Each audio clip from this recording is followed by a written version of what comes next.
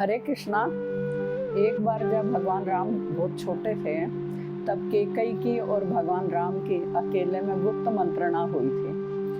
भगवान राम ने कहा कि माँ, मैं इस धरा पर आया हूँ असुरों का उद्धार करने के लिए। अगर मैं महलों में बैठा रहूँगा तो असुरों का उद्धार कैसे करूँगा। आप पिताश्री के पास जो आपके दो वचन हैं धरोहर रूप में रखे हैं, आप उन वचनों को पिताश्री को राम की सौगंध दिलाकर और आप अपने वो वचन ले लेना और मुझे 14 वर्ष के लिए वन भेज देना।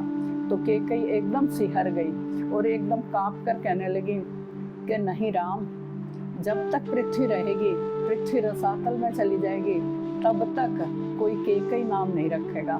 तो भगवान राम बोले, माँ मैं जानता हूँ आपके जैसा विशाल हृदय उन दोनों माँ का नहीं है, कौशल्या का और सुमित्रा का। जितना बड़ा विशाल हृदय आपका है, आप इस कलंक को झेल सकते हो। तो कैकई बोली कि मैं मेरे राम की खुशी के लिए कुछ भी झेल लूँगी। तो ये भी हुआ है। दूसरे फिर भगवान की शक्ति योग माया भी भगवान की लीला में हमेशा ही सहायक होती है।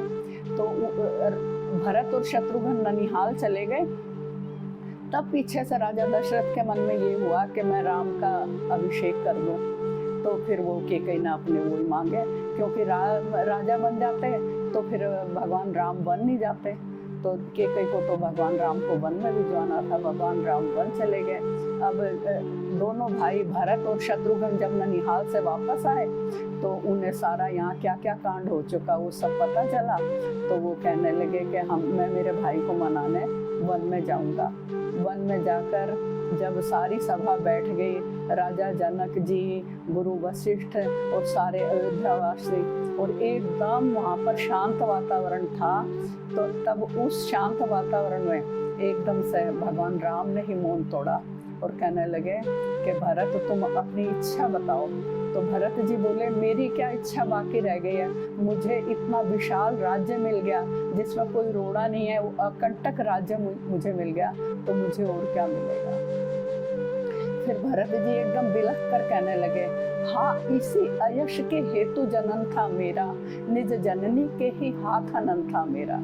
यानी क्या मैं इस कलंक के लिए ही इस दुनिया में जन्मा था क्या?